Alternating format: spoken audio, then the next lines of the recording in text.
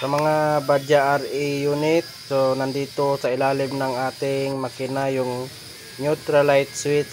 So dyan mga boss idol, makikita natin putol yung kanyang wire. Yan yung nagiging dahilan bakit nawawala yung ating neutral light. Kaya hindi tayo makapag-start dahil minsan ay napuputol yung linya dito. At makikita rin natin dyan na may naka-jumper na wire. Ang purpose po ng jumper na wire na yan ay para lang magkaroon ng neutral light. Ito po yung kanyang neutral light switch. So tatanggalin natin to gamit yung back wrench na 17. Pwede rin tayong gumamit ng deep socket na 17 pero dito ay ginamitan ko lang ng back wrench na 17 para matanggal yung neutral light switch. Ayan, tatanggalin lang natin to at papalitan natin ng bago. Kung hindi lang sana ganito yung pagkaputol niya, dahil minsan napuputol dito banda at ang ginagawa ay dinodugtong lang natin. So dito ay nasa dulo talaga yung putol kaya papalitan natin siya ng bago. Ang neutral light switch natin ay nasa bandang lining side at tandaan lang natin na may socket na single wire lang siya na kulay green ang socket at wire.